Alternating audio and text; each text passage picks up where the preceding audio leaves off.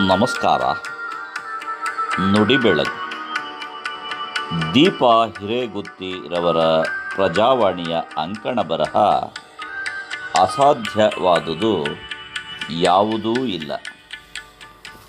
ಬೌದ್ಧ ವಿಹಾರವೊಂದರಲ್ಲಿ ಗುರು ಮತ್ತು ವಿಭಿನ್ನ ಹಿನ್ನೆಲೆಯಿಂದ ಬಂದ ಶಿಷ್ಯರು ಬುದ್ಧನ ಬೋಧನೆಗಳನ್ನು ಪಾಲಿಸುತ್ತಾ ಜನರಿಗೆ ಅವನ್ನು ಬೋಧಿಸುತ್ತಾ ವಾಸವಾಗಿದ್ದರು.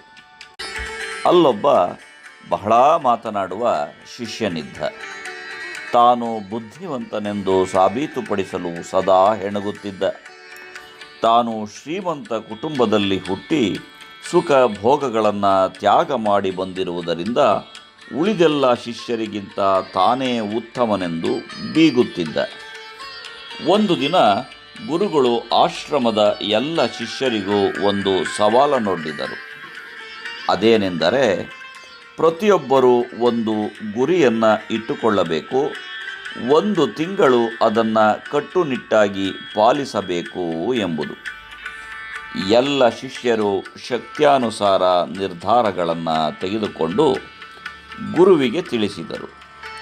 ಈ ಜಂಬದ ಶಿಷ್ಯನಿಗೆ ತಾನು ಇತರರಿಗಿಂತ ಭಿನ್ನ ಎಂದು ತೋರಿಸಿಕೊಳ್ಳುವ ಹಂಬಲವಿತ್ತಲ್ಲ, ಆತ ಸೀದಾ ಗುರುವಿನ ಬಳಿಗೆ ಹೋದ. ನನಗೆ ಈ ಚಿಕ್ಕ ಪುಟ್ಟ ಗುರಿಗಳನ್ನು ಇಟ್ಟುಕೊಳ್ಳಲು ಇಷ್ಟವಿಲ್ಲ.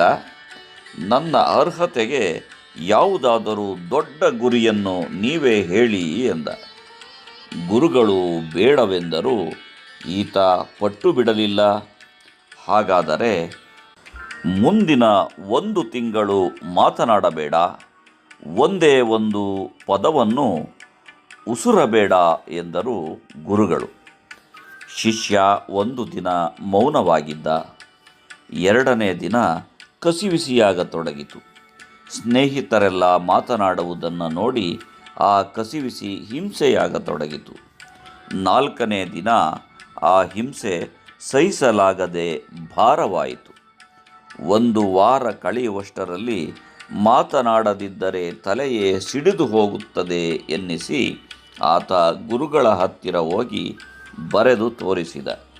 ಗುರುಗಳೇ, ಮಾತನಾಡದಿದ್ದರೆ ಸಾಧ್ಯವೇ ಇಲ್ಲ, ನಾನು ಮಾತನಾಡುತ್ತೇನೆ ಎಂದು.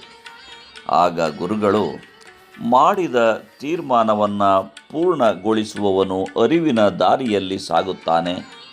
ಈ ತೀರ್ಮಾನವನ್ನು ಮುರಿಯುವುದು ನಿನ್ನಿಷ್ಟ. ಆದರೆ ಇಷ್ಟು ಸಣ್ಣ ವಿಷಯವನ್ನೇ ಪೂರ್ಣಗೊಳಿಸಲಾಗದ ನೀನು ಮುಂದೆ ನಿನ್ನ ಬದುಕನ್ನು ಹೇಗೆ ನಿಭಾಯಿಸುತ್ತೀ ಎಂದರು.